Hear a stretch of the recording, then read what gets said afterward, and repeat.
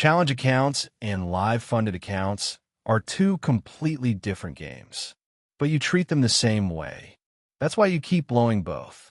The way you trade, one should be the opposite of how you trade the other. And when you understand this, it changes everything about how you pass, how you get payouts, and how you scale. All right, let's start from the part that nobody teaches you. Part 1. Challenge accounts are not trading accounts. They are entry tickets. A challenge account is not for you to make money. It's just the price you pay to get the chance to make money. Think of it like paying for an entrance ticket to a big event. If you win, you get to enter. If not, you try again. That's it. That's the mindset. When I started, I didn't understand this. A 10K challenge felt huge to me. I passed my first one, and I thought I had it all figured out. So what did I do? I went straight for a 100K challenge, and the market humbled me fast. I lost the live account, and I lost 2 more challenges, all because I treated them like they were the same. The truth is, challenge accounts are a numbers game. You're not supposed to get emotional. You're supposed to look at it like probabilities. If your strategy has a 30% success rate on challenges, then that's your edge. Your job is to understand how many tries it takes for one to hit. So let's do quick math. If one 50K challenge costs you 300 and you pass 1 out of 3, that means you're spending 900 to pass. Now, if that funded account pays you even 1 or 2 payouts, you're already in profit. Simple, right? That's how professional thinks. The amateurs? They treat every challenge like it's their life savings. They trade tiny risk, wait months to pass, and waste their time. Because they don't realize that your time is more valuable than a $300 challenge. Part 2. The biggest mistake, playing it too safe. I used to think that being extra safe was smart. I risked 0.5% per trade, sometimes even less. I thought I was being disciplined, but what really happened was I was scared, and fear kills progress. Let's say you risk 0.25% on each trade. That means if you get 10 winning trades, you only make 2.5%. And that's if everything goes perfect. Now imagine your time. Weeks, maybe months, to pass a challenge that you could have done in 1 week if you just used proper risk. When you're doing challenges, your goal is not to survive. It's to pass. The goal is to hit the target, not to prove to yourself that you're patient. Once I realized that, I started treating challenges like a probability game, not a performance test. You're not trying to be perfect. You're trying to pass. That's why when I take challenges now, I use 1% risk per trade. That way, if I get 3 to 4 winning trades, I can already pass. And if I lose, who cares? It's a number on the screen. I'll try again. That's the mindset of someone who wins long term. Part 3. Don't use money you can't afford to lose. This is the part that will save you the most stress. Never, ever use money for challenges that you can't afford to lose. Because when you're trading scared money, your mind is already in panic mode. You'll overthink every setup, you'll close trades early, and you'll never follow your plan. The prop firm industry makes it sound like you're trading 6 figures. But let's be real. You're not a 6-figure trader just because the screen says 100K. You still only have 10K equity, maybe even less. So stop calling yourself that and trade based on your real risk. And this is important. If you can only afford to lose 1 challenge, don't go for a big account. Go for a smaller one that costs less so you can risk properly and play the game long enough to win it.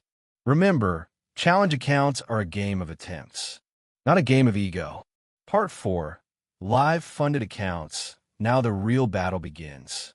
Now let's talk about funded accounts, or what I call live accounts. This is where things get real, because this is where the emotions start. When you pass a challenge, something changes in your brain. You suddenly think, I made it. Now you start thinking about payouts, about money, about how much you can withdraw this month. And that's when most people lose it. You start breaking your rules. You stop following your plan. You open small random trades just to make something. You tell yourself, If I can just make 1%, I'll get my refund. But what happens? You go into drawdown. Then fear hits. Now you don't want to lose the account. You go from greed to fear in 1 week. And both emotions destroy your account. That's what happened to me. Every time I got funded in the beginning, I went straight into drawdown. Because I treated the funded account like a challenge that I didn't want to lose. Until one day, I made a decision that changed everything. I decided to treat my funded accounts exactly like I treat my personal account. Part 5. Risk small when it matters. When I trade my funded accounts now, I risk 0.25% per trade. That might sound small, but when you multiply it across all accounts, it becomes powerful. If I'm managing 1 million total in prop firm capital, that's 2,500 risk per trade. That's enough to make serious money without breaking any rules. I connect everything to a trade copier, so every trade I take is executed everywhere at once. That way, I don't need to open 10 platforms or stress over individual accounts. It's all about efficiency. The key here is to think in percentages, not dollars.